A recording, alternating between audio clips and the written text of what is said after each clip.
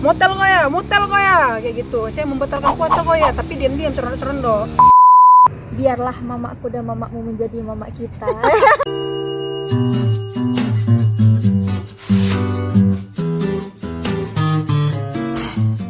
Halo semuanya, assalamualaikum lagi sama Karatek dan Cedara sering.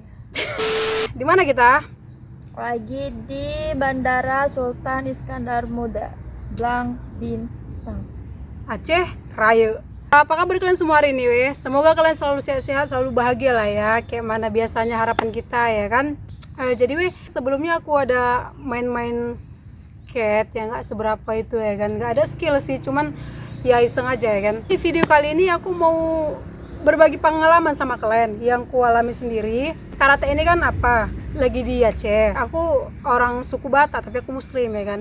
Ini kami buat videonya bulan puasa ya kan, cut din cut apa gitu ya kan. Sembarangan nggak sih orang yang pakai nama cut itu? Karena ada keturunan atau kayak mana?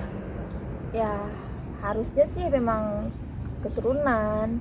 Jadi kalau ada keturunan itu keturunan memang kayak marga gitu. Makanya nggak semua orang bisa pakai cut. Marga. Kau tau nggak, dulu aku pikir semua perempuan Aceh itu namanya pakai cut, tau nggak? Semua laki-laki pakai teku. Nah, setelah aku di sini baru aku tahu hanya beberapa orang yang pakai cut aja ya kan. Dulu sih memang harus kayak turunan dari Cut Nyadin atau Cut Mutia gitu. Biasanya dia tuh cuma tergantung sama nama ayah. Kalau mama tuh nggak ngaruh biasanya ke ayah. Kalau ada nama Teku, nama ayah kita Teku, baru bisa anaknya Cut ataupun Teku. Tapi kalau misalnya mama kita Cut, ayahnya nggak Teku, Bisa dipakai anaknya. Tapi sekarang udah banyak orang tuh, bahkan dia bukan turunan dari manapun, biasa lah, misalnya kayak bukan Biasa Teku, lah. bukan Teku dan bukan Cut, tapi pakai nama anak Cut. Udah umum sekarang, udah kayak biasa aja sih. Biasa lah. Biasa. Jadi kan weh, sebenarnya intinya aku mau yang bagi pengalaman sama kalian ini tentang bulan puasa ini weh. Langsung aja lah ya. Pertama kali yang aku bingungkan bedanya sama kita biasa, nggak tahu lah ya teman-temannya di jauh sana, di Sunda, di Sulawesi, di Kalimantan, nggak tahu siapa tahu beda juga. Cuman intinya ini langsung dari yang kayak mana budaya kami lah, keseharian kami dulu di rumah, di kampung, di Siantar umumnya kan, di Medan. Orang ini kalau 2 hari sebelum puasa itu namanya megang. Orang itu menyambutnya namanya megang, sedangkan kita namanya punggahan. Dan biasanya punggahan kita lakukan sekali aja ya kan, antara 1 hari sebelum puasa atau 2 hari minus gitu ya.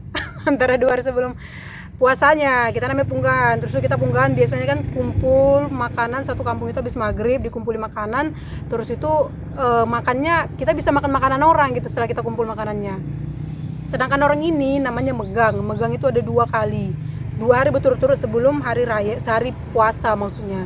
Jadi megang itu lebih umum ke makan daging, hampir sama kayak Idul Adha orang ini buat. Jadi, megang itu kayak istimewa sama orang ini, harus sama-sama keluarga. Makanya ini aku ngambilnya di puasa kedua kue raya, terus dari tadi nggak sabar kali aku mau raya.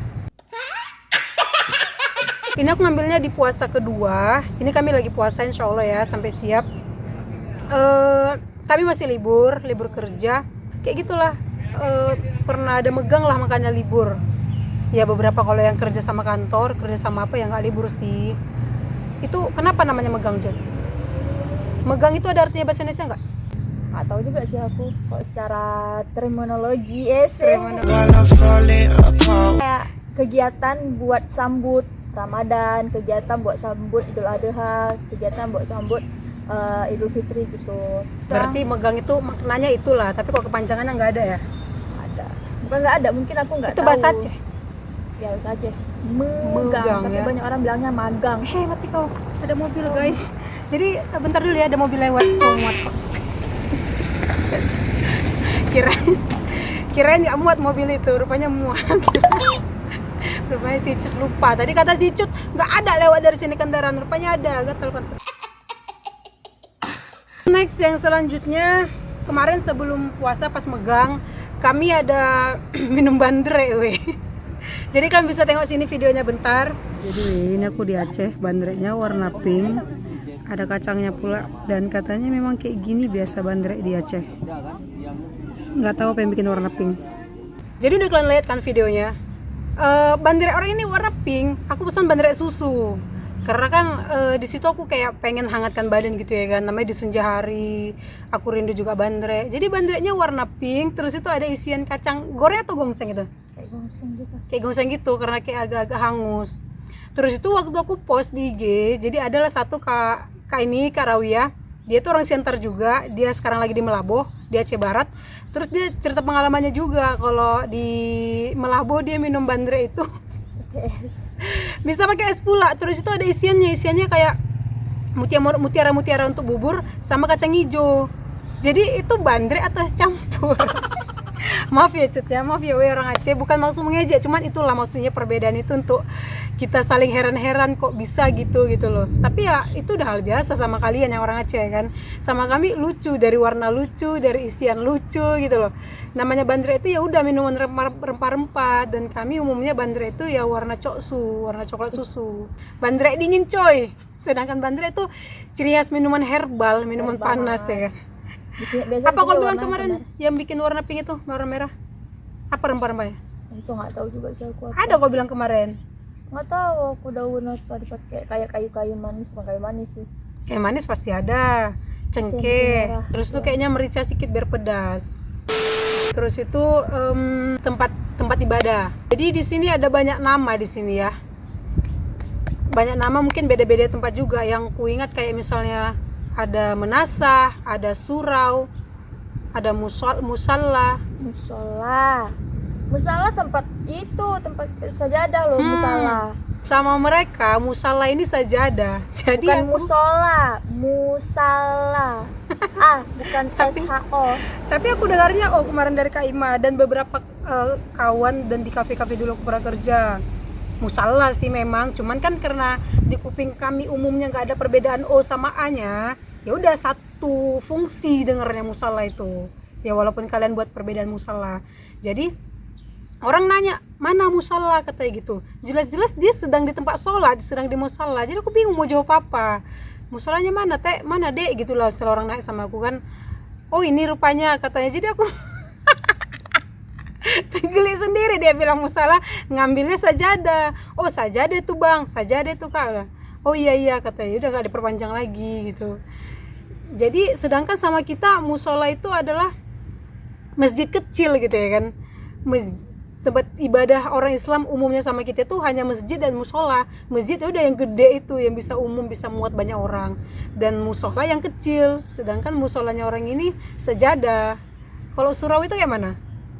Kayak balai-balai gitu. Tempat sholat juga? Pas sholat tapi dia kayak bentuk balai. Balai. Yang kayak sholat semalam baru di tarawih. Oh itu surau. Bisa dibilang surau. Menasah? Menasah dia memang kayak masjid, lebih kecil dari masjid tapi dia di kampung. Kalau masjid, Oh berarti menasah itu menasahnya orang Aceh, musolanya kita. masjid, kayak kalau gitu masjid dia. itu dia untuk kampung-kampung. Setiap kampung ada masjid untuk menasah di setiap kampung ada. Tapi kalau masjid, satu masjid itu untuk pemukiman ataupun untuk beberapa kampung, bukan untuk satu kampung. Kalau dari ukuran ya mesti lebih besar.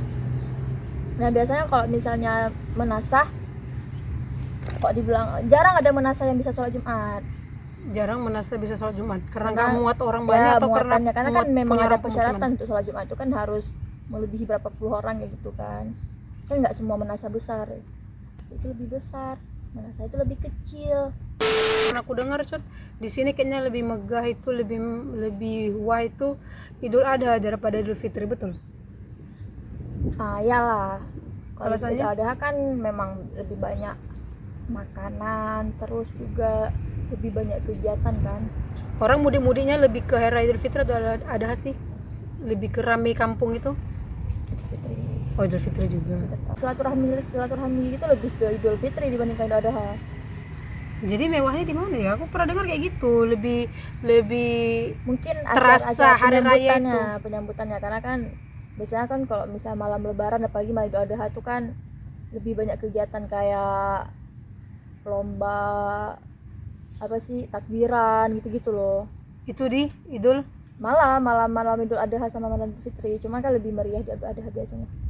yang terakhir, yang sesuatu juga bikin sama aku lebih sesuatu lagi gitu ya kan, lebih kayak aku merasa mantap gitu ya kan. Jadi kan ini hanya sekedar kayak panggilan gitu aja sih. Kalau sama kita kan umumnya sama kita kalau mama orang lain kayak gitu kan, mama kawan, yaudah kita biasa tante, bu kayak gitu. Nah, jadi kalau di sini dan memang aku baru baru langsung apa aku sendiri gitu kan, aku kan ini kebetulan masa megangnya kan aku ke rumah dia, ke rumah si Cut di Aceh Besar, tempat kerja kami di Banda Aceh. Nah, jadi kan menginap lah aku 2 hari ya kan. Nah, jadi tuh orang ini kayak mana ya bilangnya ya, pokoknya manggil mama gitu. Kita biasanya bu, ya bu, ya bu gitu. Karena ini iya mak, jadi mamanya teman itu mamanya kita juga gitu loh. Jadi kayak sesuatu yang kayak lebih gimana ya, mereka ini kayak lebih kekeluargaan gitu. Ada quotes-nya, biarlah mamaku dan mamamu menjadi mama kita.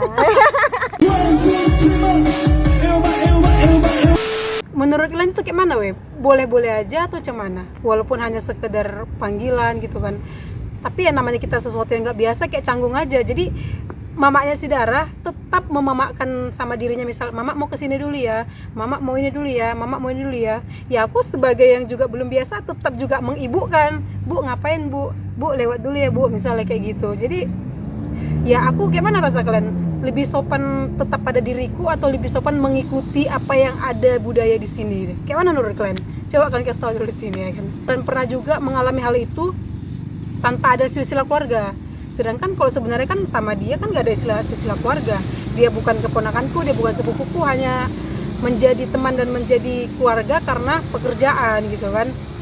Jadi udah lewe ya, kayaknya sampai sini dulu videonya, karena kayak makin banyak bacot makin berbusa kali mulutku ini. Jangan pula gara-gara membaca-baca aku nanti pengen motel, nggak mau aku motel, masih ada kedua ini. Nah dia nggak tahu motel. Ada lagi 2 bahasa yang mau kasih sama kalian.